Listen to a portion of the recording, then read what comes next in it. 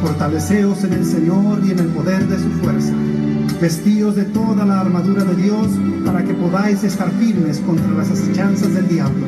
Porque no tenemos lucha contra sangre y carne, sino contra principados, contra potestades, contra los gobernadores de las tinieblas de este siglo.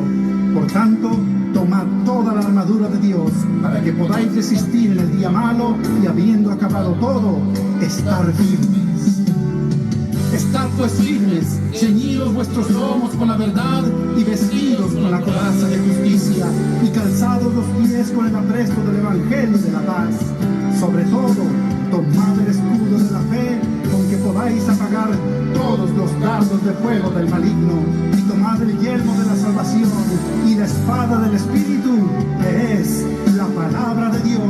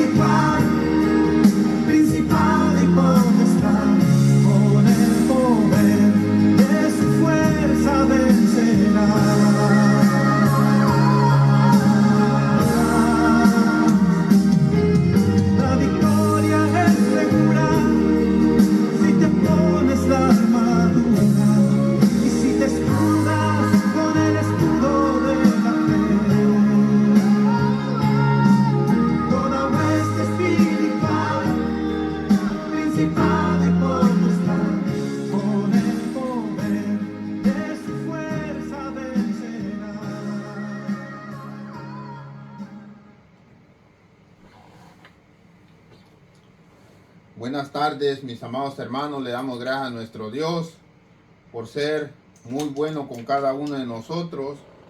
Mis amados hermanos, estamos recibiendo el Santo Sábado del Señor en la casa de nuestro Dios.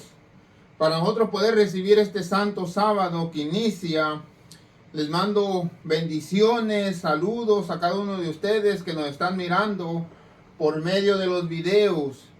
Este tipo de videos son un tesoro para nuestras vidas, porque vemos cómo el Espíritu Santo de nuestro Dios está hablando, nos está dirigiendo y nos está enseñando y nos está ilustrando. Mis amados hermanos, voy a entrar en una oración para nosotros poder entrar en el tema de este inicio del Santo Sábado del Señor. Padre Santo, Padre querido, bendito y alabado sea su santo nombre, Señor. Le damos gracias, Señor, por ser sumamente bueno usted con nosotros. Bendiga su santa palabra, Señor. Bendiga sus santas escrituras, Señor. Que sean una lámpara para nuestros pies y una lumbrera en mi camino. Grande y poderosos son sus caminos, Señor, en esta tarde que estamos iniciando el Santo Sábado. Gracias, Señor, por estar siempre con nosotros en el dulce nombre santo de nuestro amado Señor Cristo Jesús, quien murió en la cruz del Calvario por cada uno de nosotros. Santo y alabado sea su santo nombre. Amén. Mis amados hermanos, déjenles leo un porcentaje donde abrí la escritura. Y dice claramente en el libro de Ezequiel capítulo 2, versículo 1. Y dice: me dijo, hijo de hombre, ponte sobre tus pies y hablaré contigo. Y luego que me habló, entró el Espíritu en mí y me afirmó sobre mis pies, y oí al que hablaba, y me dijo: hijo de hombre, yo te envío a los hijos de Israel, a gentes rebeldes que se rebelaron contra mí. Ellos y sus padres se han rebelado contra mí hasta este mismo día. Mis amados hermanos, Dios está enviando a sus siervos para que le hablen a su pueblo. Dios dice: se han rebelado contra mí. Hasta risa me da porque pareciese como que si Dios estuviese jugando de la manera que nos ha demostrado a nosotros una gran misericordia. Es como la madre le dice al hijo: pórtate bien, si no te voy a pegar. Y el niño sigue portándose mal. Y la madre le sigue estirando la misericordia. Está siendo paciente. Y nuevamente la madre le vuelve a decir al niño que te portes bien, si no te voy a pegar. Y el niño sigue portándose mal. Parece como que si la madre nomás estuviera jugando con el niño. Porque el niño ni siquiera considera las palabras de su propia madre como una amenaza. Así estamos nosotros, mis amados hermanos. Así estamos nosotros de la misma manera. Nosotros nos seguimos portando mal. El Señor sigue diciendo: casa rebelde, somos rebeldes. Y aún así Dios dice: vayan y díganle que se han rebelado contra mí. Mis amados hermanos, lo que vamos a ver en esta noche, vamos a comprender un poquito de lo que les estoy diciendo. No es de que Dios juega, sino que Dios prolonga demasiada su misericordia. Realmente que si yo fuera Dios, ¿desde cuándo hubiese llevado este juicio? No hubiera aguantado ni 15 días, ni una semana, ni 24 horas. Cuando me enfadaron. Y ahí va el castigo. ¿Saben qué es lo que provoca? ¿Saben qué es lo que se provoca cuando Dios dice: miren que los voy a castigar, y no castiga? ¿Saben qué es lo que provoca? Que mucha gente no cree en Dios. Es lo que se provoca. Pero a Dios no le interesa. A Dios no le interesa qué es lo que piensa la gente de lo que Él es. Mucha gente dice: Dios no es amor. A Dios no le interesa si tú pienses si es amor o no es amor. Él no se está preocupando de lo que la gente piensa o de lo que la gente cree. Él nunca se va a preocupar de eso. Él dice: yo soy amor y punto. Él dice: yo te prolongo tu misericordia y punto. Porque yo he conocido muchas personas que ya no creen en Dios. Y hay una de las personas que me dijo: ¿sabes por qué la gente va a buscar a Buda? Va a buscar al profeta Mahoma. Va a buscar a Alá. Va a buscar a los dioses de la India.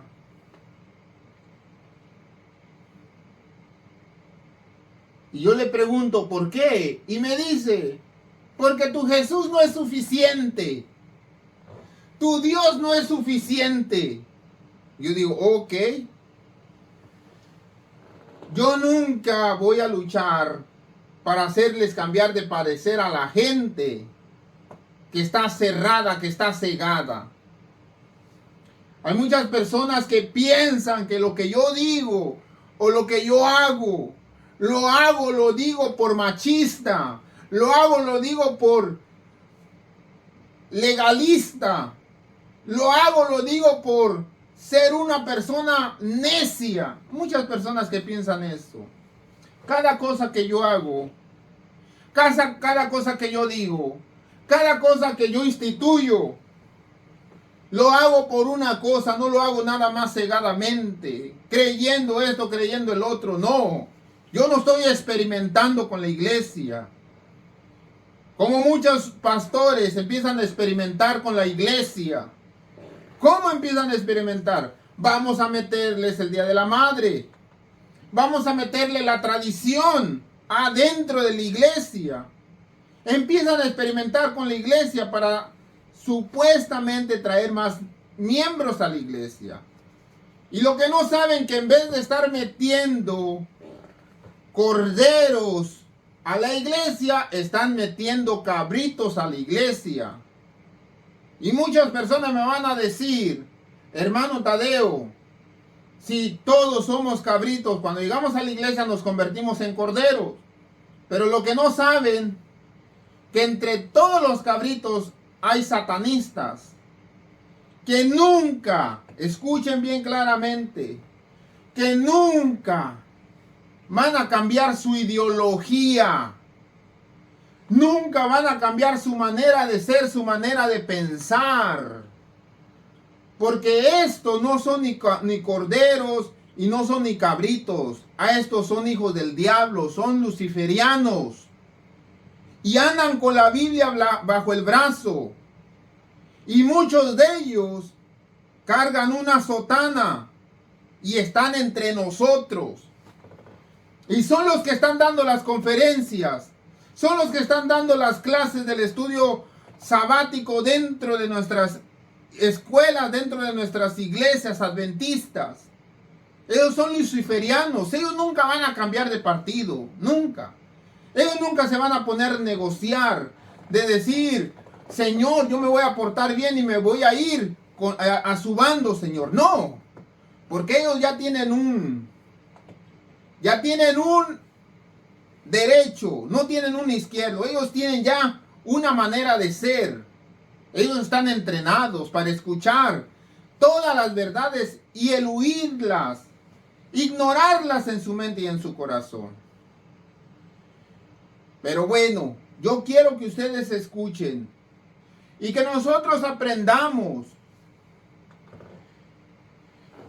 Vamos a ver lo que es la justicia de Dios. Escuchen. Dice Dios, hijo de hombre, ve a la casa rebelde de Israel. Nosotros sabemos que Dios es justicia. Y yo les voy a hablar del tipo de justicia porque la justicia se divide en varias partes. Se divide en justicia legal. Se divide en justicia de la forma que es una persona justa o inocente. Pero todo eso encierra la palabra justicia. Justicia práctica. Existe una que se llama justicia práctica y otra que se llama justicia teórica. La justicia teórica es lo que nomás están leyendo, estudiando, instruyéndose lo que es la justicia, pero no la ponen en práctica. La justicia práctica es la persona que no sabe y no entiende, ni siquiera tiene la remota idea de lo que significa la palabra justicia. Pero de acuerdo a la naturaleza humana o de acuerdo a la naturaleza que Dios pone en el humano, que viene siendo saber lo que es bueno. Hasta cierto punto hay mucha gente que yo conozco que ni siquiera sabe leer ni escribir. Y si sabe que su hijo se porta mal, agarra la varita y le pega. Esa persona no necesitó la justicia teórica para llevar una justicia práctica.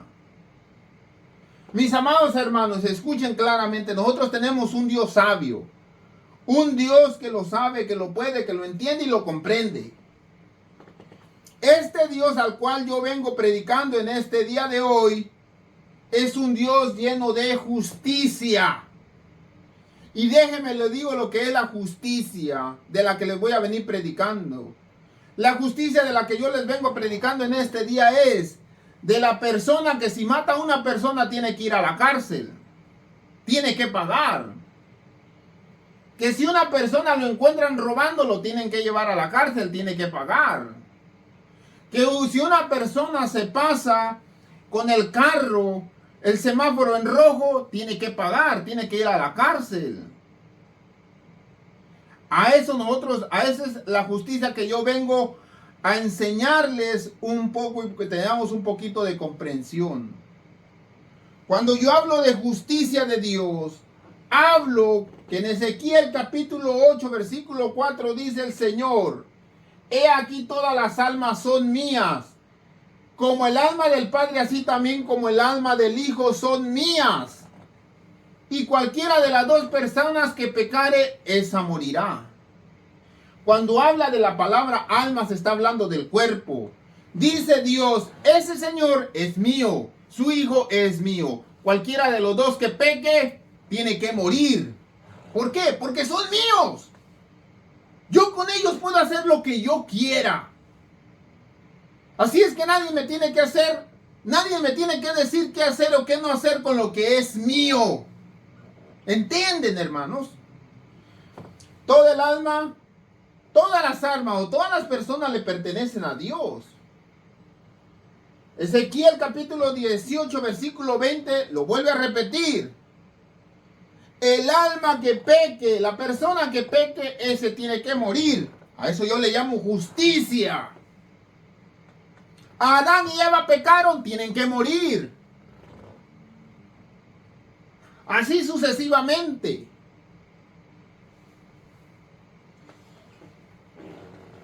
¿Hasta dónde abarca la justicia de Dios? El Hijo, si peca el Hijo, él tiene que morir. Pero si el padre del Hijo peca, el Hijo no tiene que pagar por los pecados de su padre. Si el padre peca, el padre tiene que morir. Y sucesivamente, si el Hijo peca, el padre no tiene que morir por el Hijo, tiene que morir el Hijo. Esto es lo que nos está enseñando aquí. La justicia del justo será sobre él. El padre es bueno, él va a vivir. El niño es bueno, él va a vivir. El padre no peca, él va a vivir. El hijo no peca, él va a vivir. Dice, si el hijo peca, muere. Si el padre peca, muere. Mas si el pecador se aparta, bueno, todavía aquí, hasta aquí no vamos. Estoy hablando únicamente de lo que estamos refiriéndose a la justicia de Dios. ¿Qué tan... nosotros hasta dónde podemos entender lo que es la justicia de Dios? Dice claramente Dios, la persona que peque va a morir. El que viola la ley de Moisés, Hebreos capítulo 10, versículo 28. El que viola la ley de Moisés por el testimonio de 2 o 3 testigos debe morir.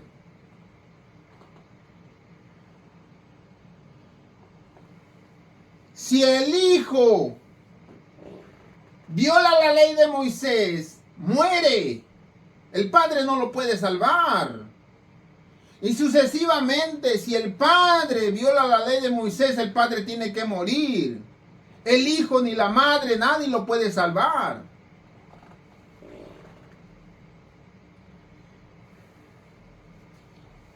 Números capítulo 15, versículo 32 dice, vamos a hablar acerca de un ejemplo. En el libro de Números nos va a hablar lo que significa la justicia de Dios. Y dice claramente en el libro de Números que una persona en un sábado, durante el día santo del Señor,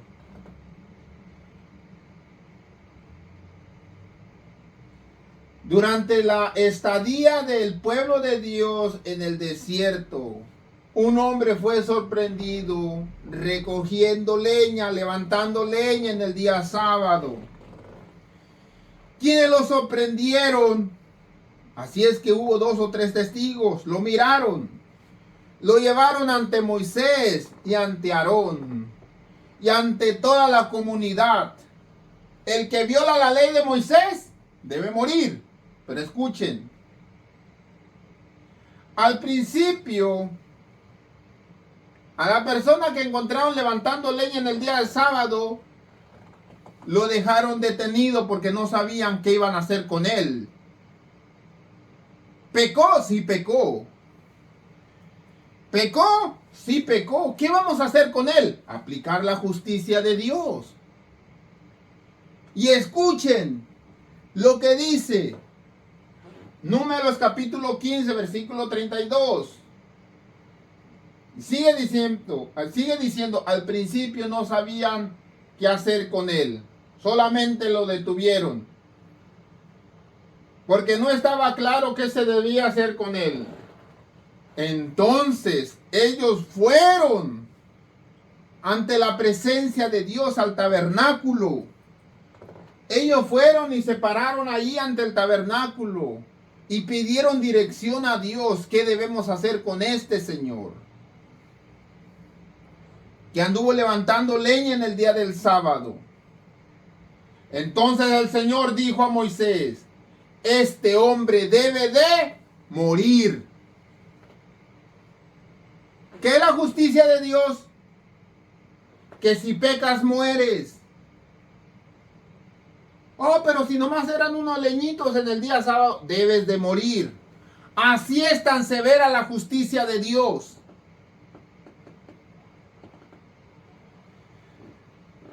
Que toda la comunidad agarre piedras y sáquenlo fuera del campamento y que le arrojen piedras hasta que muera. Va a morir de apedreamiento hasta que muera, tal como el Señor lo ordenó a Moisés.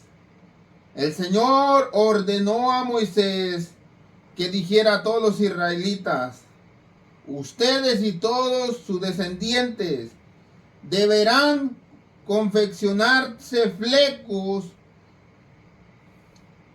y coserlos en los bordes de su vestido. ¿Para qué? Con un hilo de color azul. ¿Qué simboliza? ¿Para qué? Y dice Dios, eso le va a recordar que deben de guardar la ley. Porque ¿cuál es la justicia de Dios? Muerte para todo aquel que pecare. Dios quiere que nosotros que recordemos.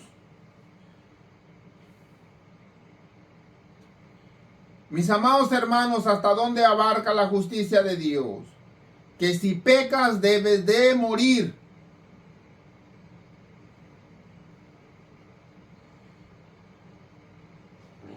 ¿Y qué dice Romanos 3:23? Por cuanto todos pecaron. Escuchen, todos somos pecadores. Todos estamos destituidos de Dios. Todos debemos morir. Una de las personas que está aquí en la iglesia, que me está mirando, ¿hay alguna de ellas que no ha pecado? Que levante la mano la persona que no ha pecado. Y esa persona que levantó la mano es mentirosa o mentiroso, porque todos hemos pecado. Todos debemos de morir, porque la paga del pecado es muerte. Quiero que ustedes entiendan, quiero que ustedes comprendan. Entonces, ¿por qué Dios le dice a Ezequiel: hijo de hombre, ve, habla a la casa de Israel, porque se han rebelado? ¿Por qué Dios extiende su misericordia? ¿De dónde nace la misericordia de Dios si Dios es justicia? Satanás sabía eso, claramente Satanás sabía eso. Por eso es que a Satanás no le fue perdonado en el cielo. A Satanás fue expulsado con todos y sus ángeles. Porque Satanás conocía que Dios era justo y que lo que Dios hablaba se cumplía. Por eso Satanás duró más de 4,000 años después de la caída de Adán y Eva. Más de 4,000 años entrando y saliendo al cielo, acusándonos, diciéndole a los ángeles: míralos cómo pecan. Y Dios no aplica la justicia con ellos, pero Dios sí aplica la justicia con nosotros, conmigo y todos mis ángeles. Por eso Dios le dice a Satanás: todas las criaturas son mías y yo puedo hacer con ellas lo que a mí me plazca. Ni tú ni tus ángeles van a venir a decirme lo que yo tengo que hacer con lo que es mío. Yo sí quiero aplicar la justicia con lo mío. Ese es mi problema, no es tu problema. Que si los malos del mundo, los malos de la tierra se rebelan y suceden guerras, suceden pestilencias, suceden lo que sea, esa es mi responsabilidad, no es tu responsabilidad. Así es que no te metas, Satanás. Satanás se va y le dice a los ángeles: yo les voy a hacer ver a ustedes que estos rebeldes del mundo, y especialmente ese pueblo llamado Iglesia Adventista del Séptimo Día, son pecadores y que no pueden cambiar. Y hay muchos de nosotros que le estamos dando gusto a Satanás. Hay muchos de nosotros que a Satanás le damos la razón en nuestros hechos. Hay muchos de nosotros que aún llamándonos pastores, llamándonos diáconos, llamándonos comportores, le decimos al Satanás: tú tienes la razón, no tiene la razón Dios.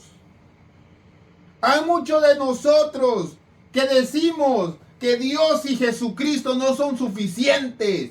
Por eso tenemos que andar buscando a Buda. Tenemos que andar buscando a Alá. Tenemos que andar buscando yo no sé dónde. Hasta las profundidades del abismo le llama la Biblia. La comunicación con los muertos. La comunicación con el otro mundo desconocido donde reina Satanás y todos sus ángeles. Y yo sé que me están escuchando las personas que están haciendo este tipo de prácticas satánicas, que piensan que nadie los está viendo. Si yo estoy hablando es porque el Espíritu Santo sabe lo que se está realizando en lo oculto. Misas satánicas, misas oscuras en las iglesias. Y hay muchos pastores adventistas que están dentro de esos lugares practicando lo que Dios aborrece. Mas sin embargo, nosotros seguimos hablando acerca de la misericordia de Dios. ¿De dónde nace la misericordia de Dios? La misericordia de Dios nace porque Dios es amor. Dios conoce la justicia perfectamente como la palma de su mano. Y no es de que Dios esté ciego y que Dios esté prolongando la misericordia de muchos de nosotros, porque nosotros merecemos morir. Mas sin embargo, Cristo Jesús vino a enseñarnos que no nomás es Dios justicia, sino Dios es misericordia. Cristo Jesús vino a mostrarnos y enseñarnos que tenemos un Dios severo, un Dios que no perdona el pecado, que todos nosotros debemos pagar las consecuencias de nuestros pecados. Pero también tenemos un Dios amor, un Dios que puede llegar a comprender tu dolor, tu tristeza, el por qué te abandonó el marido, el por qué te abandonó tu mujer, el por qué tus hijos no te quieren, el por qué tus padres y tus padres se divorciaron, el por qué tu padre y tu madre te regaló con la vecina, con el tío, con el hermano, por qué tus padres siempre te estuvieron pegando injustamente. Tenemos un Dios que conoce todo eso como la palma de su mano. Cristo Jesús vino a enseñarnos, vino a mostrarnos que Cristo Jesús, que murió en la cruz del Calvario, puede comprender y entender cada parte de tu dolor. Y escuchen claramente, Lázaro murió. Lázaro no merecía resucitar. Cristo Jesús tenía un amigo llamado Lázaro. Lázaro murió. Antes de que Cristo Jesús fuera a resucitar a Lázaro, escuchen, Cristo Jesús entró en oración. No lo dice la Escritura. Pero siempre que Cristo Jesús se trasladaba de un lugar a otro, cuando se trasladaba de Jerusalén a Samaria, tenía que orar antes. Cuando se trasladaba de Chipre a Gaza, tenía que orar. O sea, donde Cristo Jesús, antes de trasladarse de Galilea, del mar de Galilea, a Judá o a cualquier lugar, antes de trasladarse, Cristo Jesús oraba. Nos dice en el libro de Juan capítulo 11 que Cristo Jesús se encontraba lejos. Y llegó una persona y le dijo: tu amigo, al que tú amas tanto, está enfermo. Cristo Jesús le dijo: muchas gracias por venir a avisarme. Te puedes ir. Pasaron los días, 3 días, 4 días. Pasaron los días.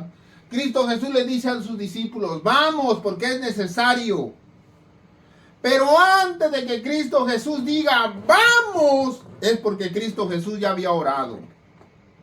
¿Y cómo lo sabemos? Porque Cristo Jesús, cuando después de que tiene la entrevista con Marta y con María, Cristo Jesús dice: lléveme donde está Lázaro. Y antes de Cristo Jesús resucitar a Lázaro, Cristo Jesús le da gracias a Dios y le dice: Padre, te doy gracias porque me has escuchado. Cristo Jesús había intercedido por Lázaro. Antes de que Cristo Jesús resucitase a Lázaro, Cristo Jesús había intercedido por él y le había dicho a su padre: Padre, Lázaro murió. Quiero resucitarlo para que la gente crea que yo puedo resucitar a los muertos. Para que la gente comprenda que tú eres el que me has enviado. Te doy gracias porque me has escuchado. Yo sé que siempre me escuchas. Y dice ahí, no lo dijo por él, sino lo dijo para las personas que estaban ahí. Pero Cristo Jesús, antes de ir a resucitar a Lázaro, ya había orado. Lázaro necesitaba resucitar, no lo merecía. Déjeme le digo, no merecía Lázaro resucitar. Así es como nosotros no merecemos que Dios nos perdone. No lo merecemos. ¿Quiénes somos nosotros? ¿Acaso nosotros somos alguien especial para que Dios nos perdone? No lo merecemos. Mas Cristo Jesús vino a enseñarnos que a pesar de que no lo merezcas, Dios te lo regala, el perdón, te regala la paz, te regala la estabilidad, seas quien seas. Muchos de nosotros pensamos que porque a los malos les va bien, porque Dios les está regalando misericordia. Ay, Señor, pero ¿por qué no los matas? Mira, que me están haciendo daño. Dios les está regalando misericordia hasta el día de hoy. Para que ellos sepan y comprendan que en el día del juicio final, cuando ellos tengan que pagar o retribuir, nunca tengan excusa de decir: Dios nunca estuvo conmigo. Y Dios se lo va a hacer saber, Dios se lo va a hacer entender. Dios les va a decir: ¿te di riquezas? Sí. ¿Te di cosas materiales? Sí. ¿Qué hiciste con ellas? ¿No estuve contigo? Oh, Señor. Yo creía, Señor, que los había adquirido con las fuerzas de mi mano. Yo creí, Señor, que las había adquirido con mi inteligencia. Es lo que nosotros creemos. Dios le puede decir: ¿quién te dio las fuerzas? ¿Quién te dio el día que amanezcas? ¿Quién te dio la voluntad de que hablases? ¿Quién te dio la voluntad de pensar? Tú, Señor. Entonces, ¿tus fuerzas te lo dieron o yo te lo di? No, pues usted, Señor. Dice claramente la Escritura en Mateo capítulo 14. Saliendo Jesús de la barca, vio una gran multitud y tuvo compasión de ellos. Ese es Dios. El Dios que yo predico es un Dios de justicia. que no va a perdonar. Pero antes de que se llegue el juicio, Cristo vino a demostrar que Dios nos está dando una chance. Nos está dando tiempo para poder enmendar el camino, para poder enmendar nuestras vidas, para poder arreglar mi vida malvada, diabólica que llevamos. Saliendo Jesús vio una gran multitud y tuvo compasión de ellos. Jesús miró a muchos enfermos. ¿Los enfermos merecían ser sanos? No lo merecían, porque eran pecadores. Los fariseos sabían claramente que lo que Jesús hacía con los pecadores era porque no lo merecían. Y es lo que no les cabía a ellos en la cabeza.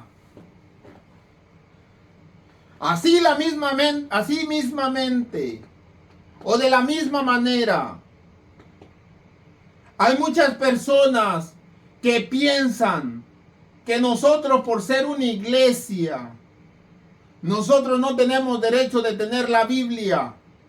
No tenemos derecho de predicar el evangelio. Hay muchas personas que piensan que los que únicamente tienen la autoridad de tener la Biblia y predicar el evangelio es la iglesia católica. Pero están equivocados. Porque en Mateo capítulo 28, Cristo Jesús les dice a sus discípulos: vayan y no se sometan nada más a una religión. No se sometan nada más a una iglesia. Sométanse, que ustedes tienen que ser la obra, pueblo, nación, tribu. No se dejen mangonear por las personas que utilizan sotana. No se dejen mangonear ni engañar por las personas que se dicen pastores y no lo son, sino son hijos del diablo, con un título llamado jesuitas. Hermanos, nosotros debemos entender y comprender que Cristo Jesús, aunque nosotros no lo merezcamos, Él tiene compasión de nosotros. Cuando anochecía, se acercaron a Él sus discípulos diciendo: Señor, has sanado a muchos. El lugar es muy desierto y la hora ya se está terminando.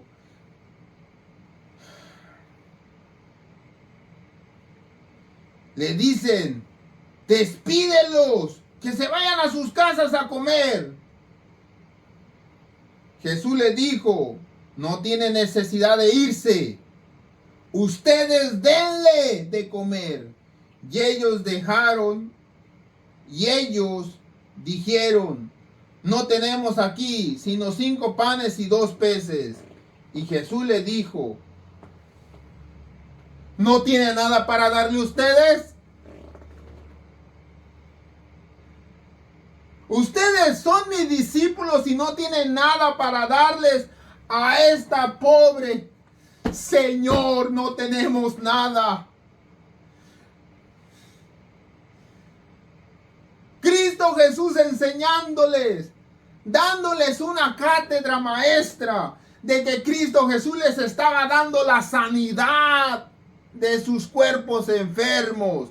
¿Qué vale más? ¿1 kilo de tortillas o una consulta con el doctor?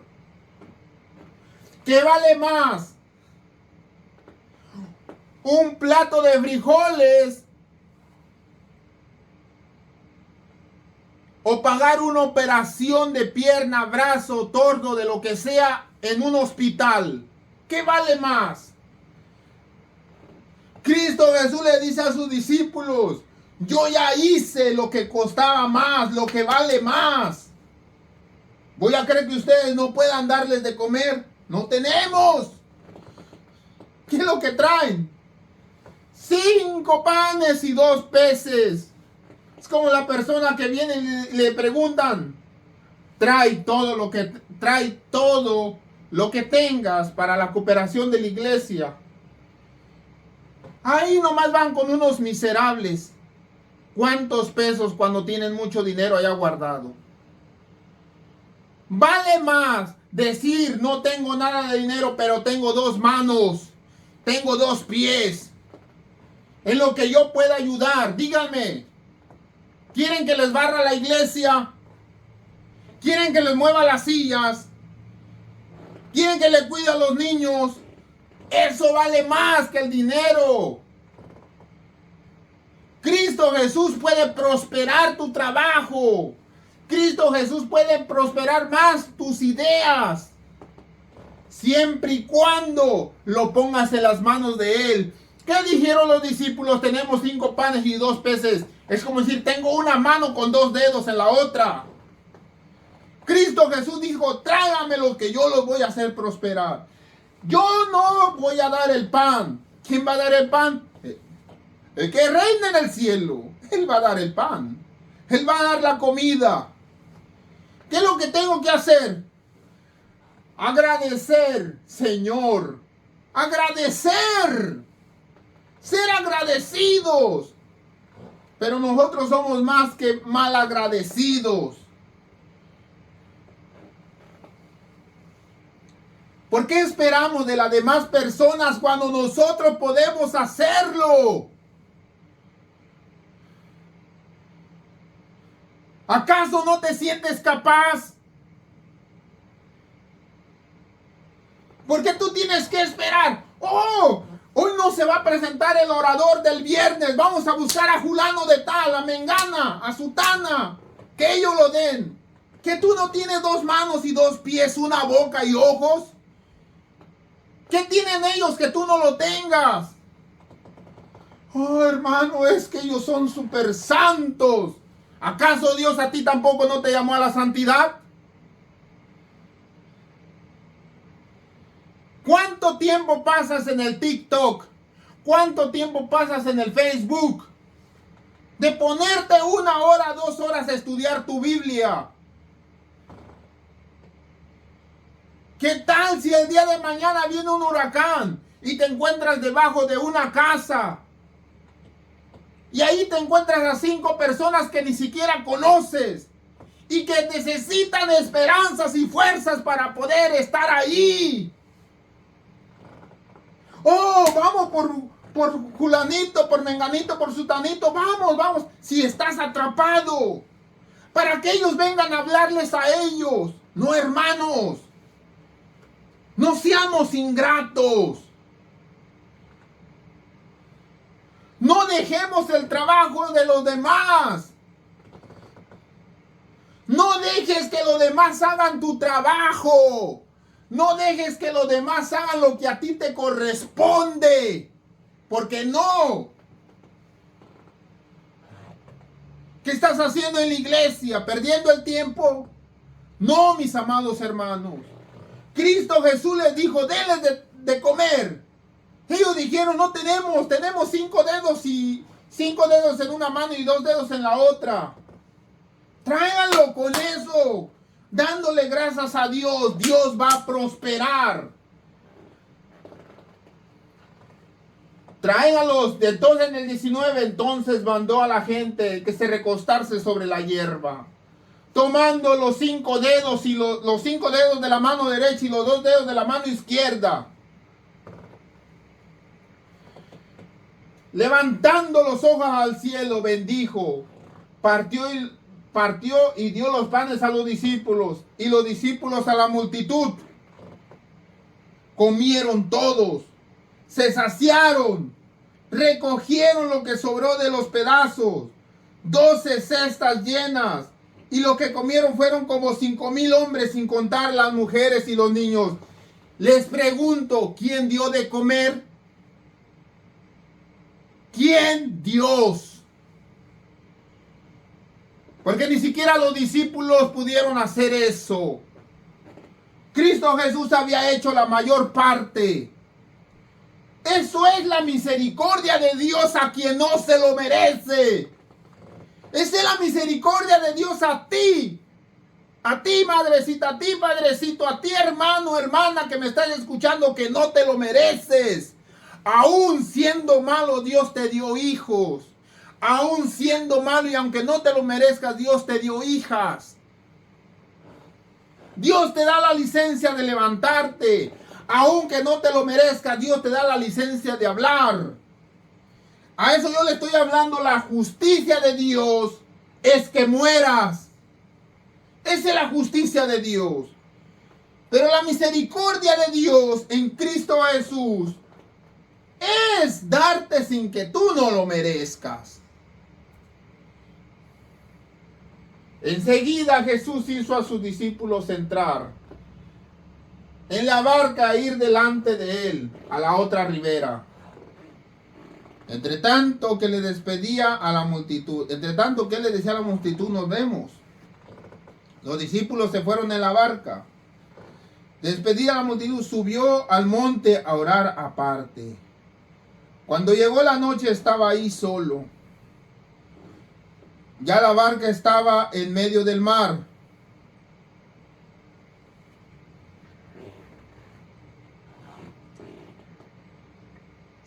Déjenme les digo, hermanos. Jesús, ¿a qué subió al monte? A orar. ¿Por qué Jesús subió al monte a orar? Porque sabía claramente, escuchen, Jesús sabía claramente que Satanás iba a intentar matar a los discípulos. Cuando tú te alejas de Cristo Jesús, Satanás va a buscar la manera de matarte, de aniquilarte. Pero debes de tener en cuenta esto, que aunque tú sientas que Jesús no va contigo, es porque Jesús está orando. Jesús está orando, así como antes de que Cristo Jesús fuera a resucitar a Lázaro, Jesús oró. De la misma manera, Jesús miró que Satanás iba a intentar matar a los discípulos. Los mandó al matadero a que los matara Satanás. Satanás dijo, quedaron solos. Vamos a matarlos en el mar. Mientras Satanás estaba cantando victoria, Jesús estaba orando al Padre. Señor, ¿por qué Satanás quería matarlos? Porque Satanás conoce la justicia de Dios. Pero Cristo conoce la misericordia de Dios.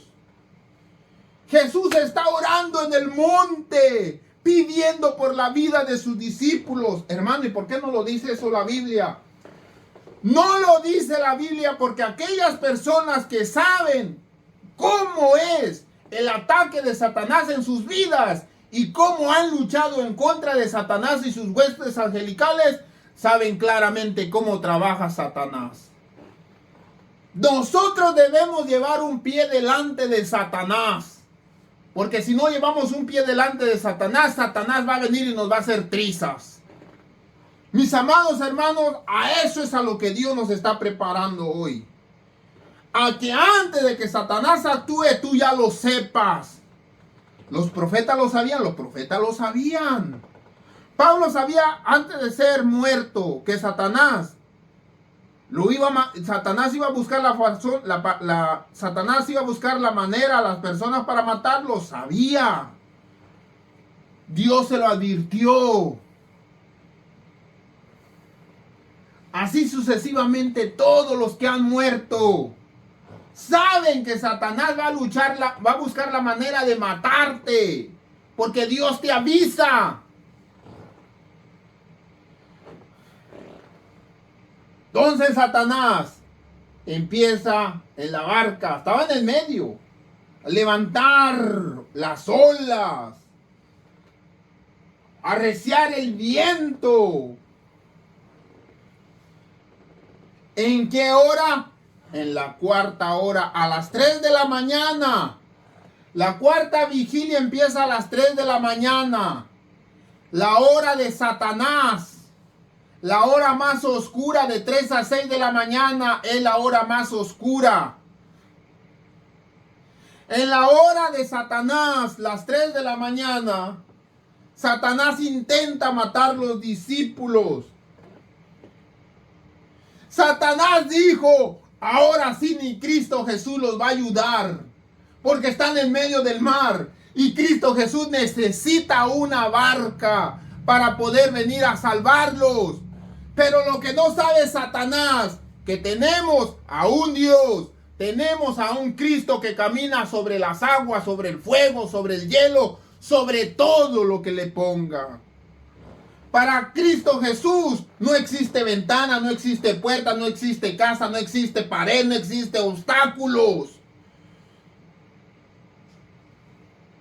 Cristo Jesús comienza a caminar. Donde Satanás quiere intentar matar a los discípulos, Cristo Jesús empieza a caminar sobre el mar para salvarlos. ¿A qué horas? A las 3 de la mañana. Jesús vino a ellos andando sobre el mar. Los discípulos viéndole andar, caminar sobre el mar, se espantaron porque ellos sabían que era la hora satánica, diciendo: ¡un fantasma! Pero enseguida Jesús les habló diciendo: esfuércense, yo soy. No tengan miedo, porque ni las olas ni el mar me van a detener. Entonces le respondió Pedro: Señor, si eres tú, manda que yo vaya a ti sobre las aguas. Y él dijo: ven. Descendiendo Pedro de la barca, andaba sobre las aguas para ir a Jesús.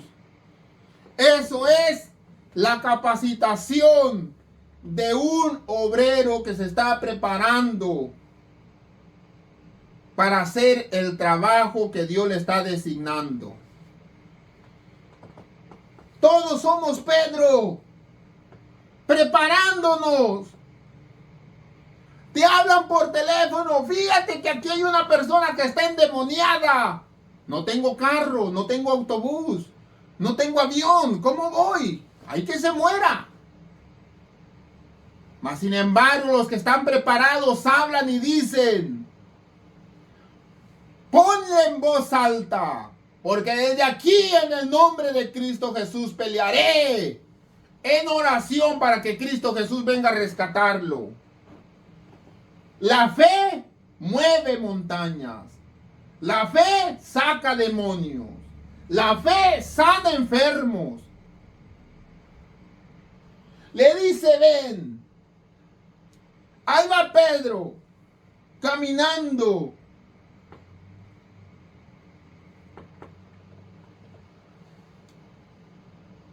Mas sin embargo, dice, pero al ver el fuerte viento tuvo miedo. Comenzando a hundirse, dio voces: Señor, sálvame. ¿Merecía Pedro ser salvo? ¿Justicia de Dios? No. Pedro Pedro no merecía ser salvo. Pedro merece morir. Entonces, ¿por qué Jesús le da la mano? Porque ahí se demuestra la misericordia de Dios. Un brazo fuerte, un brazo que te sostiene, un brazo que te levanta. Que si Satanás te tiene hundido en el alcohol, en la droga, en el tabaquismo, en la pornografía, Jesús te levanta con un brazo fuerte. Te dice: agárrate, que no te sueltes, que no te soltaré yo. Salió de él y le dijo: hombre de poca fe, ¿por qué dudaste? Así conozco a muchos que han dudado y vuelven a caer al pecado. Cuando ellos subieron en la barca, se calmó el viento. Entonces los que estaban en la barca vinieron y le adoraron, diciendo: verdaderamente este es el Hijo de Dios. Ahora ya comprendemos lo que es la justicia de Dios, que no mereces vivir, mereces morir. ¿Has pecado? Sí. A la guillotina, que te corten la cabeza. Pero también conocimos al que dijo: yo te sostendré con la diestra de mi justicia. ¿Qué fue lo que sostuvo a Pedro? su brazo de misericordia. Porque de tal manera, ¿por qué Dios no ha matado a mucha gente que son malas? Porque de tal manera Dios ama al mundo, que le demuestra misericordia por medio de su Hijo Jesucristo. Para todo aquel que en Él cree, no muera, sino que encuentre la vida eterna. Sino que encuentre el camino a la vida eterna. Mis amados hermanos, no dejemos ser engañados. Tener los conceptos bien plasmados en nuestra mente, que Dios va a hacer muchas cosas en nuestras vidas. Dios los bendiga y que tengan un feliz sábado. Que el Señor sea con cada uno de ustedes. Gracias a nuestro Dios por ser sumamente bueno con nosotros. Amén.